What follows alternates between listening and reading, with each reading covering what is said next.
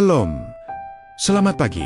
Renungan hari ini diambil dari Yesaya 43 ayat 18-19 dan 2 Korintus 5 ayat 17. Firman Tuhan berkata, "Janganlah ingat-ingat hal-hal yang dahulu. Lihat, aku hendak membuat sesuatu yang baru. Siapa yang ada di dalam Kristus, ia adalah ciptaan baru. Yang lama sudah berlalu, sesungguhnya yang baru sudah datang." Bacaan pendukung Daniel 5 ayat 1-7 dan dari ayat 17-30 dan Ulangan 26 ayat 1-15, judul Cara Hidup Ciptaan Baru. Bayangkan, saat kita mengemudi, sesekali kita perlu melihat kaca spion untuk memastikan kondisi di belakang aman. Tetapi, jika mata kita terus tertuju pada kaca spion, apa yang terjadi? Kita bisa kehilangan fokus ke depan dan justru membahayakan diri sendiri. Begitu pula dalam kehidupan, mengingat masa lalu itu perlu untuk belajar, untuk bersyukur, bahkan untuk bertobat. Namun jika kita terus terikat pada masa lalu baik kejayaan maupun kegagalan kita, bisa kehilangan kesempatan untuk mengalami karya Tuhan hari ini.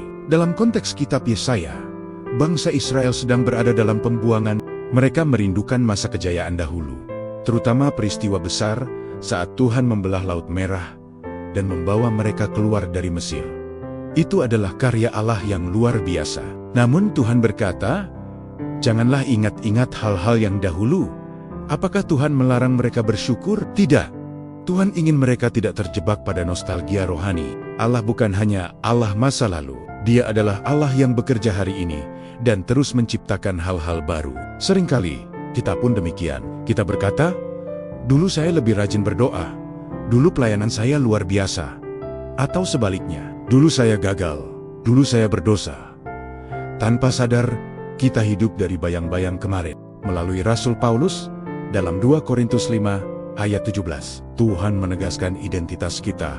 Siapa yang ada di dalam Kristus, ia adalah ciptaan baru. Perhatikan, Paulus tidak berkata sedang menjadi baru atau akan dianggap baru. Ia berkata, ia adalah ciptaan baru. Itu identitas, bukan proses semata. Di dalam Kristus, kita bukan orang lama yang sekadar ditambal atau diperbaiki. Kita adalah ciptaan baru yang lahir dari kasih karunia.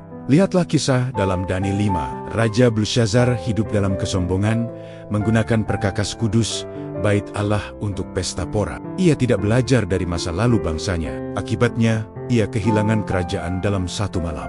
Hidup lama yang sombong dan jauh dari Tuhan membawa kehancuran. Sebaliknya, dalam Ulangan 26, bangsa Israel diajar untuk membawa hasil pertama panen kepada Tuhan sebagai tanda syukur dan pengakuan bahwa Tuhanlah sumber kehidupan mereka. Itu adalah cara hidup yang baru, hidup yang mengingat karya Tuhan dengan sikap rendah hati dan ketaatan. Menjadi ciptaan baru berarti tidak lagi hidup dalam dosa yang sama, tidak lagi dikuasai rasa bersalah masa lalu, tidak lagi berjalan dalam kesombongan, tetapi hidup dalam syukur, ketaatan, dan kasih. Pertanyaannya bagi kita hari ini, apakah kita masih hidup sebagai orang lama yang diperbaiki sedikit demi sedikit? Ataukah kita benar-benar berjalan sebagai ciptaan baru yang percaya bahwa Tuhan sedang mengerjakan sesuatu yang baru dalam hidup kita?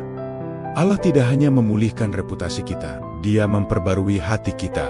Melalui Yesus Kristus, dunia yang dahulu berada di bawah kuasa dosa, kini dibaharui di bawah kuasa kasih. Identitas kita berubah, arah hidup kita berubah, cara berpikir kita berubah.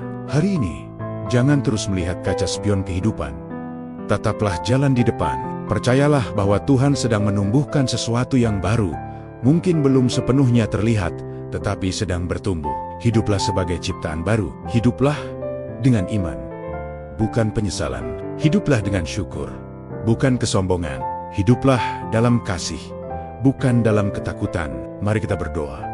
Tuhan, terima kasih karena Engkau membuat kami menjadi ciptaan baru di dalam Kristus. Ajarlah kami meninggalkan cara hidup lama dan berjalan dalam pembaruan yang Engkau kerjakan setiap hari. Tolong kami hidup rendah hati, taat, dan takut akan Engkau. Dalam nama Yesus, kami berdoa.